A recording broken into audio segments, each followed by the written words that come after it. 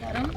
ఈ నెల 28, 29, 30, 31వ తేదీల్లో 2 సంవత్సరాలకు ఒకసారి కూడా ఘనంగా జరిగేటువంటి సమ్మక్క సారలమ్మ జాతర మరి వరంగల్లో ఏటూరు నాగరం గిరిజన ప్రాంతంలో జరిగే జాతర గురించి మీ అందరికీ కూడా తెలుసు.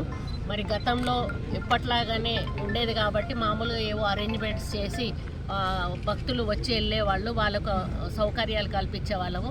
కానీ ఈసారి మన ముఖ్యమంత్రి గారు ఒక ఆలోచనతోటి దాన్ని అభివృద్ధి చేయాలనేటువంటి లక్ష్యంతో వారు దాదాపుగా 180 కోట్లు, దాదాపు 200 కోట్ల వరకు కూడా రాబోతూ ఉంది. అన్ని కోట్లు పెట్టి దాని రూపురేఖలు మార్చి పర్మనెంట్ స్ట్రక్చర్గా మరి కొన్ని వందల సంవత్సరాలు నిలబడే విధంగా దాన్ని నిర్మించాలని చెప్పి ఈరోజు వారు కన్స్ట్రక్షన్ చేయడం జరిగింది.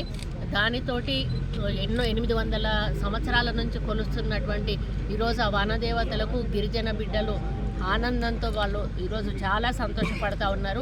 సీతక్క కూడా అక్కడ లోకల్ ఎమ్మెల్యే మరియు గిరిజన బిడ్డ కాబట్టి ఆమె కూడా అక్కడ ఉండి ప్రత్యేకంగా ఆ కన్స్ట్రక్షన్స్ ఎలా జరుగుతున్నాయి అని నేను, శ్రీనివాసరెడ్డి గారు, అక్క అందరం కూడా పరిశీలిస్తూ ఉన్నాము.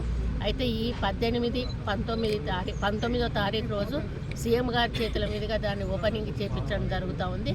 మరి ఇన్విటేషన్ అనేది అందరినీ పిలవాలి కాబట్టి మేమిద్దరం కూడా తను అక్కడ లోకల్ ఎమ్మెల్యేగా, ఒక దేవాదాయ శాఖ మంత్రిగా మేమిద్దరం కూడా అందరికీ కూడా ఇన్విటేషన్స్ ఇస్తూ ప్రధాన ప్రతిపక్ష నేత అయినటువంటి మాజీ ముఖ్యమంత్రి గారు అయినటువంటి కేసీఆర్ గారికి కూడా 2 ఆడబిడ్డలను కూడా వచ్చి వారికి ఇన్విటేషన్ ఇచ్చి తప్పకుండా సతీ సమేతంగా వచ్చి దర్శనం చేసుకోవాలని వారు కోరడం జరిగింది. వారు కూడా సానుకూలంగా స్పందించి ఏదో ఒక రోజు హెలికాప్టర్లో రావడానికి నేను ప్రయత్నం చేస్తాను అన్నారు. వచ్చి దీవెనలు అందుకుంటా అన్నారు. మమ్మల్ని వారు ఆశీర్వదించారు. వారికి కూడా మేము పత్రాలు పెట్టి ఇన్విటేషన్ ఇచ్చి వారిని రమ్మని మరి గౌరవప్రదంగా పిలవడం జరిగింది. వారు వస్తే చాలా హ్యాపీగా ఉంటుందని తెలియజేస్తాను.